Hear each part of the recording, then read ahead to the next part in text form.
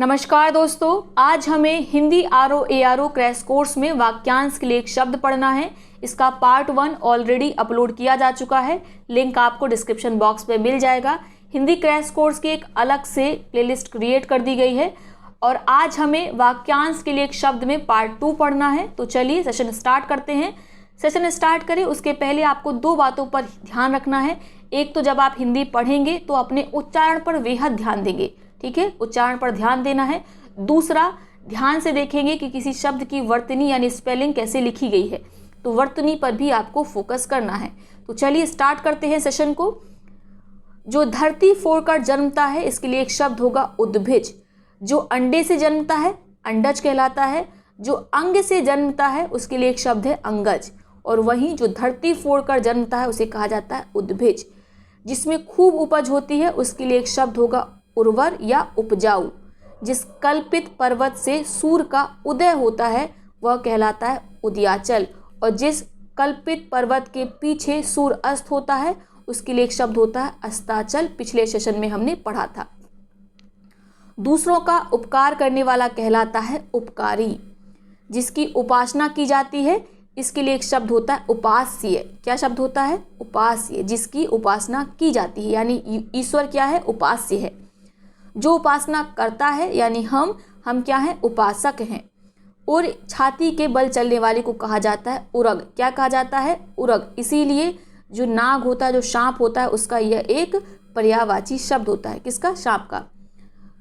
जो ऊपर कहा गया हो उपर्युक्त, तो विकल्प में आपको उपरोक्त शब्द भी मिलेगा। उपरोक्त अनुपयुक्त है। व्याकरण के स्वरूप से देखा जाए तो यह गलत है, ठीक है, यह वर्तनी गलत है। सही क्या होगा? उपर्युक्त होगा।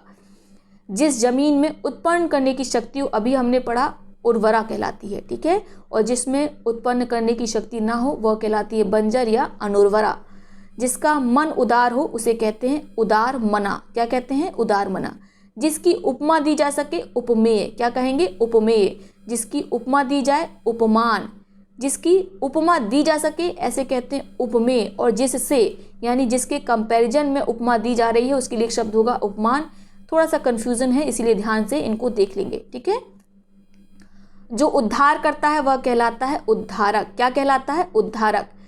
जिसका चित्त एक विषय में लगा हो उसे कहते हैं एकाग्र चित्त। जो दिन में एक बार भोजन करता है उसे कहते हैं एकाहारी। जिस पर दूसरे का अधिकार हो उसे कहते हैं एकाधिकार। जो इच्छा के अधीन है ऐच्छिक कहलाएगा। क्या कहलाएगा? जो इच्छा के अधीन है उसे कहेंगे ऐच्छिक या इच्छाधीन। क्या कहेंगे? इच्छाधीन। जो इतिहास से संबंध रखता है इसके लिए शब्द होगा ऐतिहासिक। क्या शब्द होगा? ऐतिहासिक इसके लिए शब्द होगा। सुंदर जांघों वाली या हाथी के सूंड के समान जांघ वाली स्त्री के लिए शब्द का प्रयोग होता है करभोरू। जिस स्त्री की जांघें सुंदर हैं उसे कहा जाता है करभोरू। या हाथी के सूंड के समान अगर जांघें हैं तो उसे कहेंगे करभोरू। पूर्व जन्म में किए गए कर्मों का फल क्या कहलाता है? कर्म विपाक। कर्म विपाक बेहद महत्वपूर्ण है, इसको याद रखना है। जो कहने योग्य है उसे कहेंगे कथ्य, ठीक है। जो कहने योग्य नहीं है वो कहलाएगा कथ्य। और इसके लिए कथनीय भी एक शब्द होगा। कर्म में बाधा डालने को कहा जाता है कर्मोपघात। कर्मोपघात ध्यान देंगे, ठीक है। कर्मोपघात। का पे हम रा बोल रहे हैं कर्मो, और आप जानते हैं उड़ने वाला रा होता है जिस शब्द पे बोला जाता है, जिस पर उच्चारण उसका किया जाता है, उसके आगे वाले वर्ण पर जाकर वह लगता है। तो का पर हम इसका उच्चारण कर रहे हैं और ये उड़कर किस पे लगेगा? माँ पे लगेगा, इसीलिए इसे उड़ने वाला रा कहा जाता है। जो कहा गया है कथित। जो कर्तव्य से च्युत हो गया उसे कहते हैं कर्तव्य च्युत, ठीक है। जो पुरुष कविता लिखता है इसके लिए एक शब्द होगा कवि। जो कला जानता है उसको कहेंगे कलाविद या कलाकार। विद में ध्यान देंगे, हलंत लगी हुई है। जो स्त्री कविता लिखती है उसे कहते हैं कवयित्री। तो परीक्षा में वर्तनी शुद्धि के लिए शब्द खूब आता है, ज़्यादातर लोग इसे कवयित्री कर देते हैं, ये गलत है। इसमें क्या है? कवयित्री है, ठीक है। का वा में कोई मात्रा नहीं है, या में छोटी की मात्रा है और त्रा में बड़ी की मात्रा है, कवयित्री। जो कष्ट सहन कर सके उसे कहते हैं कष्ट सहिष्णु। जो कानों को सुनने में कटु लगे कर्णकटु। जो कल्पना से परे हो ये वो कहलाएगा कल्पनातीत।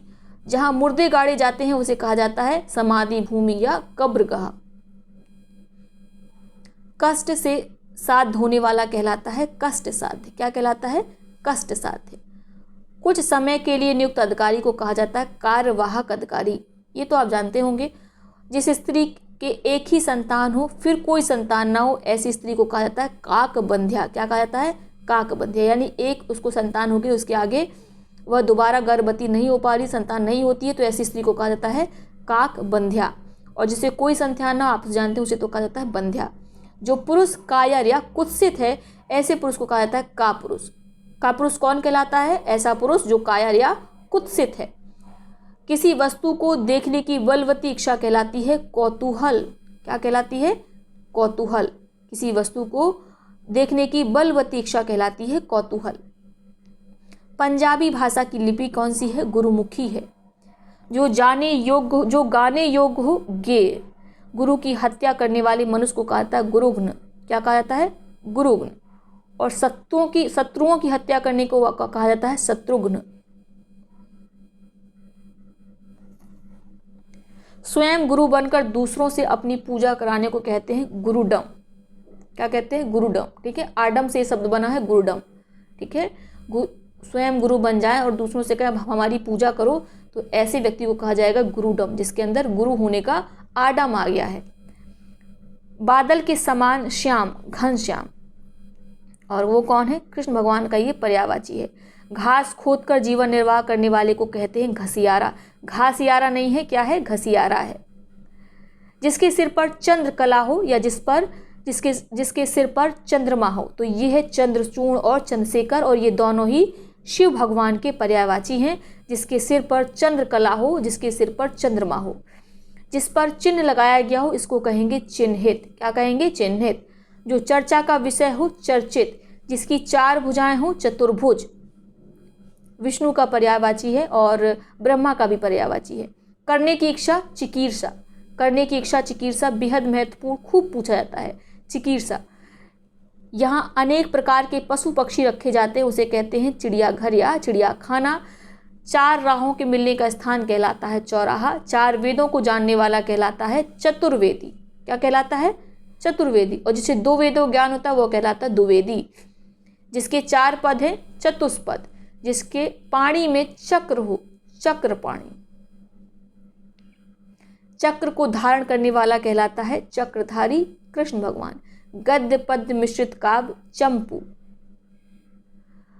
जो दूसरों में केवल दोष को ही खोजता हो, उसको कहते हैं छिद्रानुवेशी। और छिद्रानुवेशी भी वर्तनी शुद्धि में खूब पूछा जाता है। कैसे लिखा जाएगा? छिद्रानुवेशी। ठीक है, नुवेशी नहीं है बल्कि नुवेशी है। ठीक है, एक ही मात्रा है। जिसका जन्म जल में हुआ वह कहलाएगा जलज। जन्म से ही अंधा है, ऐसे कहेंगे जन्मांध। इंद्रियों को जीतने वाला कहलाता है जितेंद्रिय। दा में छोटी ई की मात्रा ध्यान देंगे। ठीक है, रा लगा हुआ है साथ में। जठर यानी पेट की अग्नि को कहते हैं जठराग्नि। क्या कहते हैं? जठराग्नि। जान से मारने की इच्छा कहलाती है जिघांसा। क्या कहलाती है? जिघांसा। जीतने की इच्छा कहलाती है जिगीर्षा। जीतने की इच्छा क्या कहलाती है? जिगीर्षा कहलाती है। और कुछ करने की इच्छा अभी हमने पढ़ी, उसे क्या कहते हैं? उसे कहते हैं चिकीर्षा। जानने की इच्छा कहलाती है जिज्ञासा। और जो व्यक्ति जिसके अंदर जिज्ञासा है वह कहलाता है जिज्ञासु। जो जल में चलने फिरने वाला हो उसे कहेंगे जलचर। जो जीना चाहता है उसे कहेंगे जिजीवसु। और जीने की इच्छा को कहा जाता है जिजीवषा। जो जरायु यानी गर्भ की थैली से जन्म लेता है उसे कहते हैं जरायुज। क्या कहते हैं? जरायुज। जो जानना चाहता है उसे कहेंगे जिज्ञासु। जो यान जल में चलता है जलयान। जिंदा रहने या जीने की इच्छा कहलाती है जिजीवषा। अभी हम पढ़ चुके हैं। जिसके पास अपार धन संपत्ति हो उसे कहेंगे टकैत। थोड़ा सा अलग शब्द है, जिसके पास अपार धन संपत्ति हो उसके लिए शब्द होगा टकैत। टा का में अय की मात्रा और ता। वह साधना जिसके द्वारा तत्व ज्ञान प्राप्त हो तो वो कहेंगे तत्व बोधनी। ठीक है, तत्व बोधनी सभाएं होती थी ना प्राचीन काल में, तो उन सभाओं से ज्ञान की प्राप्ति होती थी, तत्व ज्ञान की प्राप्ति होती थी। इसीलिए ऐसी साधना को, ऐसी सभाओं को कहा जाता था तत्व बोधनी। याद रहेगा। जिसका तेज नष्ट हो गया हो तो या तो क्या हो गया हो? तेजोहत हो गया हो या श्रीहत हो गया हो। ठीक है, श्री का मतलब भी तेज होता है, तो श्रीहत हो गया हो यानी उसके तेज का हनन हो गया हो, हत हो गया हो, या तेजोहत। वेगपूर्व गमन करने वाले को कहा जाता है तुरंग, इसीलिए घोड़े का पर्यायवाची क्या है? तुरंग है। कुश के अग्र के समान तीव्र या तीक्ष्ण बुद्धि वाला, ठीक है। कुश आपने देखा होगा, एक कुश देखा होगा, लेमन ग्रास भी आपने घरों में देखी होगी। कुश पता नहीं देखा कि नहीं देखा आप लोगों ने, लेकिन लेमन ग्रास देखी होगी, एक समान कुश के जैसा ही होता है। कुश ज़्यादा कड़क होता है और अगर उसको आप हाथ से ऐसे तोड़ेंगे ना तो हाथ में उसमें तुरंत चोट लग जाती है, वो काट देता है, ब्लेड के समान पतला होता है। और कुश वगैरह से जो गांव में चारपाई होती है उसको बनाई जाती है, उसकी रस्सियाँ बनाई जाती हैं, उसको बटा जाता है, बटना बोलते हैं उसको, हाथ से बटा जाता है, बट की रस्सियाँ बना के वो चारपाई भरने के काम आता है, ठीक है। और जो आसन वगैरह भी कुश के बनाए जाते हैं जब पूजा करते हैं। तो कुश के अग्र के समान तीक्ष्ण बुद्धि वाला कहलाता है कुशाग्र बुद्धि, ठीक है। कुश के अग्र तो कुशाग्र हो गया और बुद्धि लग गया। कुरकुर शब्द करके चलने वाले को कहेंगे कुरंग, जो कुरकुर शब्द करता हुआ चलेगा उसे कहेंगे कुरंग। केवल पेट भरने वाला कहलाता है कुक्षिभर। क्या कहलाता है? कुक्षिभर। धन देने वाले देवता या व्यक्ति को कहा जाता है कुबेर या धनत। तो आप जानते हैं धन के देवता कौन है? कुबेर हैं, इसीलिए धन देने वाले देवता या व्यक्ति को कहते हैं कुबेर, और धनद भी कहा जाता है। कुंती का पुत्र कहलाएगा कौन्तेय। क्या कहलाएगा? कौन्तेय। जो बात पूर्व काल से लोगों में कह सुनकर प्रचलित हो वह कहलाती है किंवदंती या जनश्रुति। क्रम के अनुसार, क्रमानुसार जो यह समझ नहीं पाए कि क्या करें और क्या ना करें, तो ऐसा व्यक्ति कहलाता है किम कर्तव्य विमूढ़। किम कर्तव्य विमूढ़।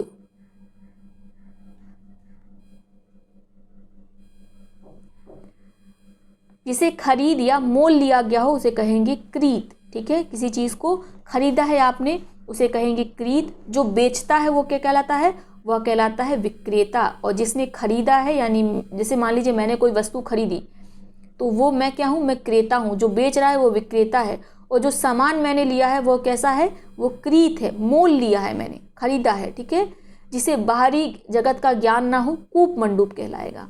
जिसका जन्म उच्च कुल में हुआ हो, अच्छे कुल में हुआ हो, कुलीन कहलाता है, और या अभिजात कहलाता है। और जिसका जन्म निम्न कुल में हुआ उसको, उसके लिए एक शब्द होता है अंत्यज। क्या होता है? अंत्यज। जो किए हुए उपकार को नहीं मानता है उसे कहेंगे कृतघ्न। क्या कहेंगे? कृतघ्न। और जो मानता है उसके लिए शब्द होता है कृतज्ञ। जो कार्य सिद्ध हो चुका हो, उसे कहेंगे कृतकार। क्या कहेंगे? कृतकार। कार्य संपन्न होने पर अत्यंत प्रसन्न हो उसे कहेंगे कृत्य। क्या कहेंगे? कृत्य। यहाँ पे ध्यान देंगे, यहाँ पे पूराता है, यहाँ पे आधाता और या है। जो कार्य संपन्न होने पर जो अत्यंत प्रसन्न हो जाए, इसके लिए एक शब्द होगा कृत्य। जो शास्त्र पढ़ा जा चुका हो कृतागम। क्या कहलाएगा? कृतागम कहलाएगा। करने योग्य ना करने योग्य कर्म कहलाता है कृत्याकृत। तो ये थोड़ा सा ध्यान देंगे, बिल्कुल समान से साउंड करने वाले शब्द हैं ये, तो इनको आपको ध्यान देना है। करने योग्य ना करने योग्य वाला कर्म कहलाता है कृत्याकृत, ठीक है। तो पता है ये कैसे बना है? ये बना है, एक मिनट इरेजर ले लेते हैं, ये हटा दीजिए, ठीक है। ये बन गया कृत्य, और यहाँ पर आपका है आकृत्य। तो कृत और आकृत को जब मिलाएंगे तो ये आ का लोप हो जाएगा और इस वाले या में बड़े आ की मात्रा लग जाएगी और शब्द बन जाएगा कृत्याकृत। अब शायद क्लियर रहेगा। जो किए हुए उपकार को मानता है वह कहलाता है कृतज्ञ। कांटों से भरा हुआ तो ये कहलाता है कंटकाकीर्ण, ठीक है। कांटों से भरा हुआ कंटकाकीर्ण। अब ये कुछ भी हो सकता है, बिस्तर हो सकता है, पथ हो सकता है, मार्ग हो सकता है। कंटकाकीर्ण। जिसके सिर पर बाल ना उगे तो ऐसे सर को कहते हैं खलवाट। जो सर चिकना नहीं हो जाता, चमकने लगता है, उसी को कहा जाता है खलवाट। जिसके सिर पर बाल ना उगे उसे कहते हैं खलवाट। जिसका घर बार ना हो तो उसे कहेंगे खाना बदोश या बेघर बार। जो हमेशा खड्ग हाथ में लिए रहता है कहलाता है खड्गहस्त। जो खाने योग्य हो खाद्य कहलाएगा, जो योग्य नहीं है वो कहलाएगा अखाद्य। खेलने वाले को कहते हैं खिलाड़ी। जो नभ में चलता है उसे कहते हैं खेचर। गांडीव को धारण करने वाला कहलाता है गांडीवधारी। गांडीव शब्द किसका पर्यायवाची है? कमेंट बॉक्स में आप बताएंगे। गांडीवधारी किसे कहते थे? गांडीवधारी शब्द किसका पर्यायवाची है? जो इंद्रियों के ज्ञान से परे हो इसे कहेंगे गोती या इंद्रियातीत। क्या कहेंगे? जो इंद्रियों से परे हो उसे कहेंगे गोती या इंद्रियातीत। और जिसका ज्ञान इंद्रियों के द्वारा नहीं किया जा सकता वह कहलाता है अगोचर। क्या कहलाता है? अगोचर या अति इंद्रिय। गृह बसाकर रहने वाले को कहा जाता है गृहस्थ। हाथी के समान मंद गति से चलने वाली स्त्री को कहा जाता है गजगामिनी। गगन को चूमने वाले को कहा जाता है गगनचुंबी। तभी इमारत जो बहुत ऊंची होती है उसे कहते हैं गगनचुंबी इमारत। गंगा का पुत्र कहलाता है गांगेय। यहाँ पे याद रखेंगे गांगेय है, ठीक, गंगे नहीं है, क्या है? गांगेय। रात और संध्या के बीच की बेला कहलाती है शाम की बेला गोधूली। ठीक है, धूली नहीं है, धूली है। ग्राम में रहने वाला अथवा ग्राम से संबद्ध कहलाएगा ग्रामीण। क्या कहलाएगा? ग्रामीण कहलाएगा। वह काव्य ग्रंथ जिसमें गाने योग्य गीत हो गीति काव्य कहलाएगा। क्या कहलाएगा? गीति काव्य। वह रूपक जिसमें गद्य कम पद्य अधिक हो उसे कहेंगे गीति रूपक। क्या कहेंगे? गीति रूपक। जिसके अंग प्रत्यंग गल गए हों ऐसे को कहेंगे गलितांग। क्या कहा जाएगा? जिसके अंग प्रत्यंग गल गए हों, इसके लिए एक शब्द होगा गलितांग। अगला शब्द है तुलना करने योग्य यानी तुलनीय, और जो तुलना योग्य करने नहीं है वह है अतुलनीय। तैरने की इच्छा कहलाती है तितीर्षा। जो तर्क शास्त्र जानता हो तार्किक कहलाता है या तर्क शास्त्री कहता है। ठीक है, कोई व्यक्ति अगर तर्क अच्छा कर लेता है तो हम कहते हैं हाँ ये व्यक्ति तार्किक है। ठीक है, वह पुत्र जो शास्त्र या विधि द्वारा अपनाया गया हो तो वह कहलाता है दत्तक पुत्र। क्या कहलाता है? दत्तक पुत्र। जिसने अपने प्राण उत्सर्ग किए हों उसे कहते हैं दत्त प्राण। जो अभयदान या सहारा दिया गया हो दत्त हस्त कहते हैं। जिसे पकड़ना कठिन हो दुर्धर। स्पेलिंग पर ध्यान देंगे, वर्तनी पर ध्यान देंगे। दुर्धर इसके लिए उपयुक्त शब्द रहेगा। पहले या एक बार कही हुई बात को फिर से कहना कहलाता है द्विरुक्ति। ठीक है, उक्ति को दोबारा कहना कहलाता है द्विरुक्ति। जिसे कठिनाई से कहा जा सके उसे कहते हैं दुर्गेय। जिसे कहा नहीं जाना जा सके, जिसका ज्ञान कठिनाई से हो उसके लिए शब्द होगा एक दुर्गेय। जो देने योग्य है कहलाएगी दे। हिंदी की लिपि है देवनागरी। दाव या जंगल की अग्नि कहलाती है दावाग्नि। क्या कहलाती है? दावाग्नि। ध्यान देंगे, दावाग्नि कहते हैं उसे। ठीक है, नेक्स्ट है आपका जो कठिनाई से समझ में आता हो तो इसके लिए एक शब्द क्या होगा? उसके लिए एक शब्द होगा दुर्बोध। या जो शीघ्रता से समझ में ना आए उसके लिए भी दुर्बोध का प्रयोग किया जाता है। तो ये महत्वपूर्ण है, आप इस पर ध्यान देंगे।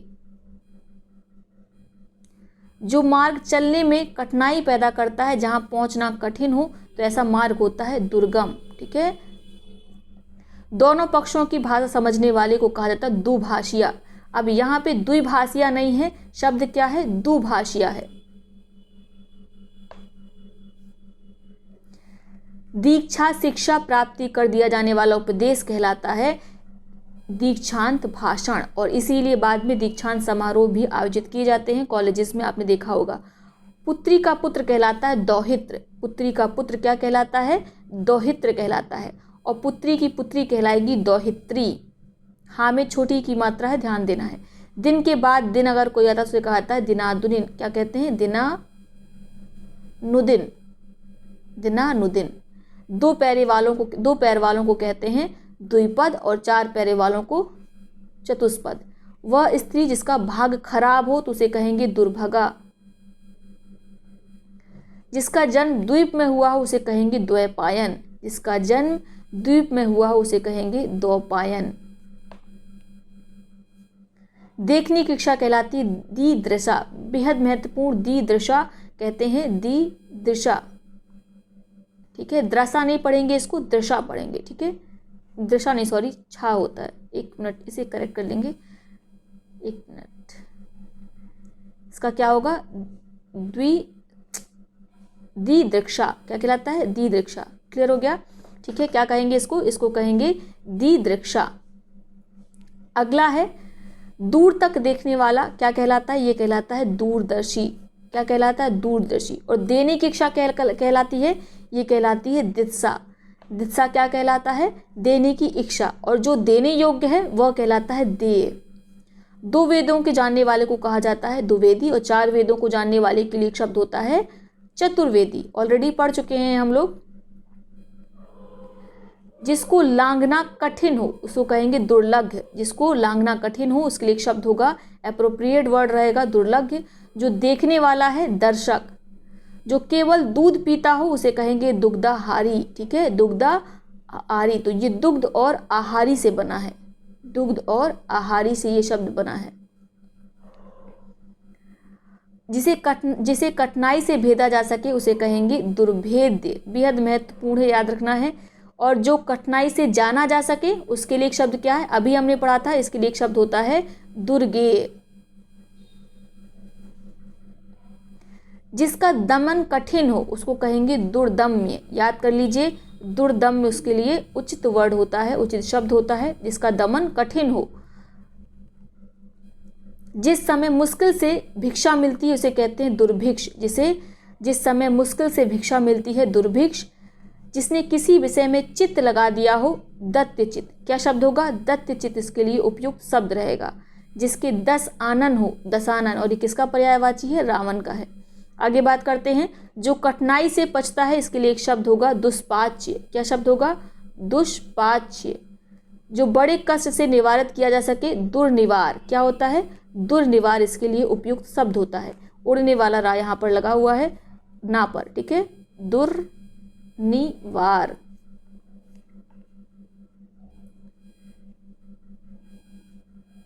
जो द्वार की रक्षा करता है उसे कहते हैं द्वारपाल। जिसे बस में करना कठिन हो इसके लिए एक शब्द होगा दुर्धर्ष। नोट कर लीजिए, इसके लिए शब्द क्या होगा, दुर्धर्ष। जिसे वश में करना कठिन हो। जो विलंब से काम करे वह कहलाता है दीर्घ सूत्री। क्या कहलाता है, दीर्घ सूत्री उसके लिए एक उपयुक्त शब्द होता है। दीर्घ, धा नहीं होता है, घा होता है, दीर्घ सूत्री होता है। क्या शब्द होता है, दीर्घ सूत्री। याद रखना है, धा धनुष नहीं होता है, घा घड़ी का होता है, घर वाला घा होता है इसमें। जो आसानी से उपलब्ध ना हो, जो कठिनाई से मिलता हो, वह कहलाता है दुर्लभ। क्या कहलाता है, दुर्लभ कहलाता है। तेजी से चलने वाले के लिए एक शब्द रहेगा द्रुतगामी। जो यंत्र जिससे दूर की वस्तु पास नजर आए उसे कहते हैं दूरबीन। बुरा आचरण करने वाले को कहेंगे दुराचारी या कदाचारी।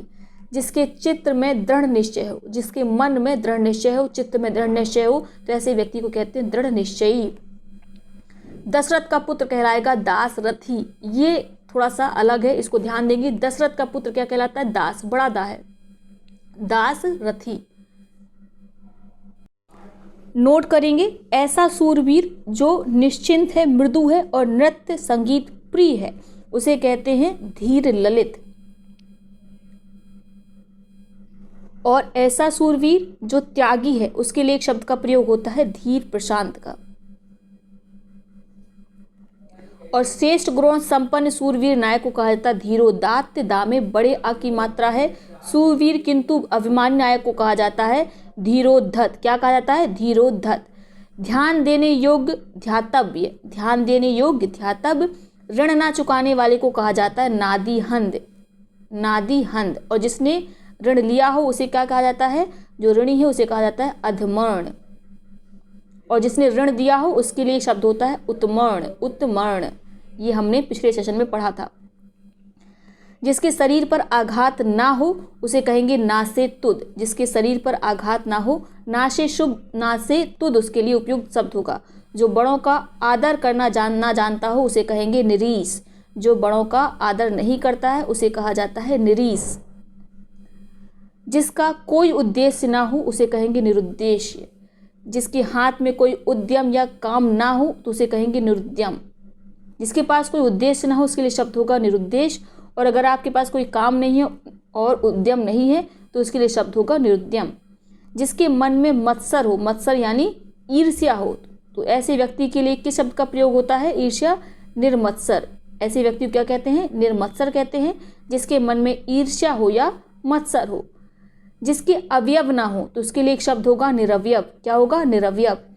जिस काम के लिए धन ना दिया जाए निःशुल्क, क्या कहलाएगा, निःशुल्क। ऐसे भी लिख सकते हैं, या अंघा की बिंदी के निःशुल्क, इस प्रकार से भी आप लिख सकते हैं। जिसकी संतान ना हो उसे कहेंगे निसंतान। जिसको कोई इच्छा ना हो, स्पृहा ना हो, तो उसे कहेंगे निष्प्रिय। क्या कहेंगे? निष्प्रिय। स्प्रिय मतलब होता है इच्छा, स्पृहा मतलब होता है इच्छा। अर्धरात्रि का समय कहलाता है निशीथ। रंगमंच पर पर्दे के पीछे का स्थान कहलाता है नेपथ्य। आजीवन ब्रह्मचर्य व्रत लेने वाले को कहा जाता है नैष्ठिक। बेहद महत्वपूर्ण, जो आजीवन ब्रह्मचर्य का व्रत धारण कर लेता है ऐसे व्यक्ति को कहा जाता है नैष्ठिक। जिसका उदय अभी हाल में हुआ हो उसे कहेंगे नवोदित। क्या कहेंगे? नवोदित। तो ये हमने आज पढ़ लिए वाक्यांश के लिए एक शब्द। एक और सेशन आएगा जिसमें हम सारे वाक्यांश के लिए एक शब्द को पढ़ लेंगे। उसके बाद हम लोग एक्सरसाइज को हल करेंगे जो क्वेश्चन परीक्षा में बार बार आए हैं और आपने देखा होगा क्वेश्चन बार बार रिपीट होते हैं, तो उन सभी क्वेश्चंस को करेंगे। साथ में संभावित जो प्रश्न भविष्य में आ सकते हैं उनको भी हमारे द्वारा हल किया जाएगा। तो कितना भी आपको हो सकता है बोरिंग लगने लगे ये सीरीज़, फिर भी आपको मन लगाकर इस सीरीज़ को ध्यान से देखना है। वीडियो सुन लेने से और आंख से देख लेने से, ठीक है, 2 इंद्रियों का प्रयोग होता है। जब आप स्वयं पढ़ते हैं तो केवल देख देख के पढ़ रहे हैं, दिमाग लगा रहे हैं, तो केवल आपकी आंखों का प्रयोग हो रहा है। लेकिन जब आप वीडियो देखेंगे तो आप सुनेंगे भी, यानी आपके कान का भी प्रयोग हो रहा है और आँख का भी प्रयोग हो रहा है, तो ये दिमाग में ज़्यादा स्थायी तौर पर बैठेगा। और हिंदी में मैंने आपको कई बार बताया है कि आपको 55+ स्कोर करना है, तो हिंदी पर भी बेहद फोकस करिए। हिंदी बहुत महत्वपूर्ण है। तो कल अगला सेशन आएगा वाक्यांश के लिए एक शब्द का, उसके बाद हम एक्सरसाइज करना है, फिर हम वर्तनी शुद्धि पर शिफ्ट होंगे, ठीक है। सबसे लास्ट में पर्यायवाची पढ़ेंगे और पर्यायवाची के हैंड रिटेन नोट्स आपको उपलब्ध कराए जाएंगे, क्योंकि किसी भी किताब में अच्छे से पर्यायवाची को संकलित नहीं किया गया है। किसी में तो बहुत कम पर्यायवाची संकलित किए गए हैं और किसी में बेतरतीब तरीके से संकलन दिया गया है पर्यायवाची का। तो एक बढ़िया सा संकलन मैं स्वयं तैयार कर रही हूँ, उसमें वक्त लगेगा, इसीलिए उसको सबसे लास्ट में हम पर्यायवाची करेंगे और आपको PDF बिल्कुल फ्री में उपलब्ध करा दी जाएगी। और अगर आप ये PDF भी डाउनलोड करना चाहते हैं तो आप ज्वाइन कर लीजिए टेलीग्राम चैनल, और टेलीग्राम चैनल का लिंक आपको डिस्क्रिप्शन बॉक्स में मिलेगा। साथ में अपने दोस्तों के साथ इन सेशंस को ज़रूर शेयर करिए। आपके बहन भाई भी होंगे, वो भी तैयारी कर रहे होंगे, आपके प्रिय दोस्त होंगे जो तैयारी कर रहे होंगे, तो उनको इन वीडियोस को ज़रूर शेयर करिए। तो मिलते हैं अगले सेशन में, तब तक के लिए आप स्वस्थ रहिए, मस्त रहिए, पढ़ते रहिए, रिवीजन करते रहिए।